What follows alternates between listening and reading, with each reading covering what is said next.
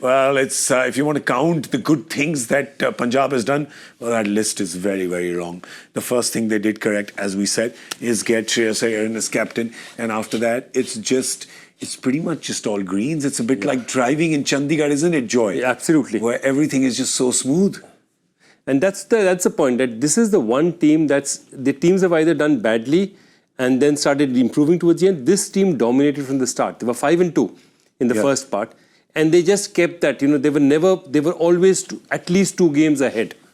The margin never got below that. And I think that's what they did very consistently. They always bounced back from losses. I'm trying to look at it. I think they didn't lose 2 consecutive games in the season. Let's take a look again. Yep. They haven't.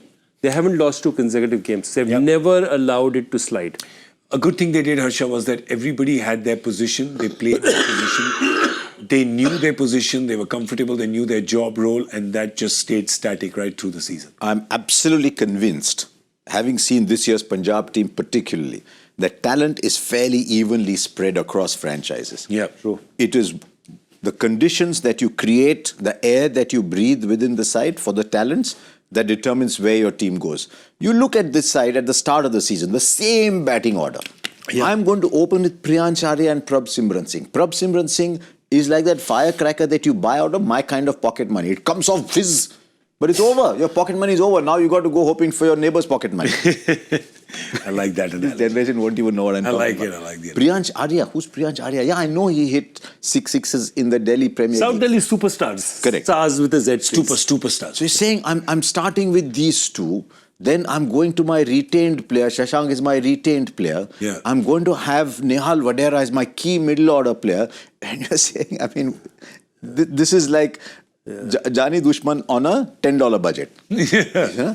But each of these players, they're playing Mumbai and they play, I'll never get over that. They play six players who are uncapped Indians, and Josh Inglis, who at 30 is suddenly discovering life. It's an incredible what they've done. They had just so many runs from their local 16 50-plus scores just from Indian batters. Yeah. Yeah, and just one only Josh English. Yeah. But also if you see that the top 3, I mean, Shreyas moved down a little later. The top 3 are all 400-plus seasons. Then when you get into 4, 5, 6, you don't need a 400-run season. You start looking at strike rates. Yep. Look at that strike rate column over there. Even Nehal Vadera, who's in that middle order, he's striking 150. Yeah. Shashank 149 is coming in at the end. So that strike rate doesn't change, and that is a classic thing. When you get to 5, 6, you don't need 400-run seasons. Yeah. You need 250, 300 at a certain strike rate. True. But what they have done, they've got this big, giant overseas consultant, and he's planted Indian crops. I love you. And they've all flowered. And you look at that team. Sir, the story we told at the start of the program. Coach Global runs local. He's done something incredible. Him and Shreyas Iyer have done something fascinating with that team. Yeah. And so the big parts, who's played the big parts? Inglis, Stoinis, Janssen, Umar. Janssen more than a big part, let's be honest. Umarzai. The key roles are played by the Indian players. Yeah. And the filling is all the overseas players. This team can play for another 3 years. Yeah, it really can.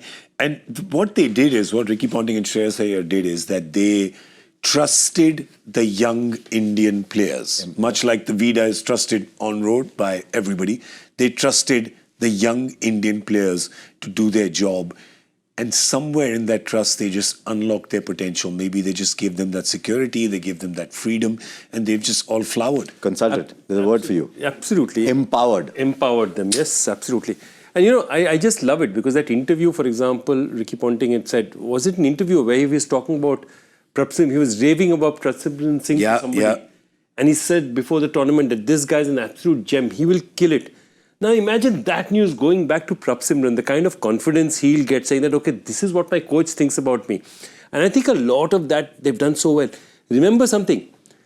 This is a team where 2 of their key buys, their most expensive and key buys, have done zip for them. Okay, and a third really hasn't contributed all that much.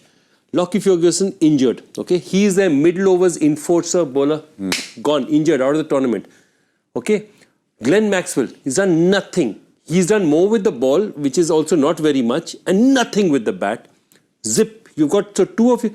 Marcus Stoinis, he's had one decent innings. Yeah. He's not bowled at all, very rarely in this tournament. 13, 14 overs in the... No wickets. So we are talking about a situation where 3 of your top international players have done nothing for you, and they've still done that well. Yeah, and let's talk about Arshdeep Singh.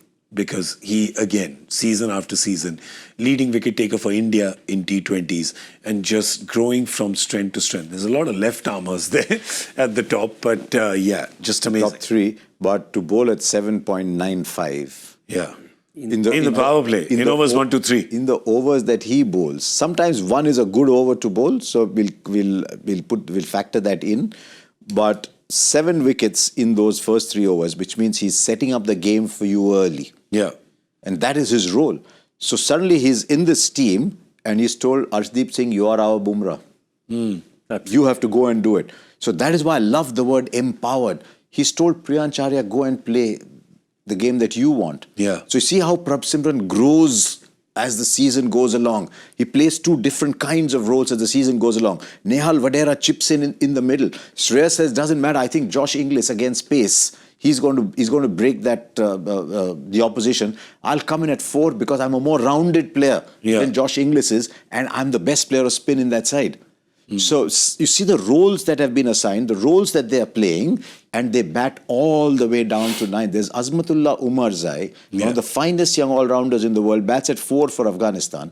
He's batting down at 8 or 9. Marco Jansen comes and smashes it at 7 for South Africa. He's batting down there at 8. So if you take 4-5 wickets, you think Stoinis is going to come. Stoinis the other day hit 40 of 13, 14 balls or something. Yeah. So they've got power all the way down. But to me, the big thing for this Punjab side was those 2 openers up at the top. Priyancharya, Prabh Simran Singh, you construct a championship winning side potentially in your mind around those 2 openers.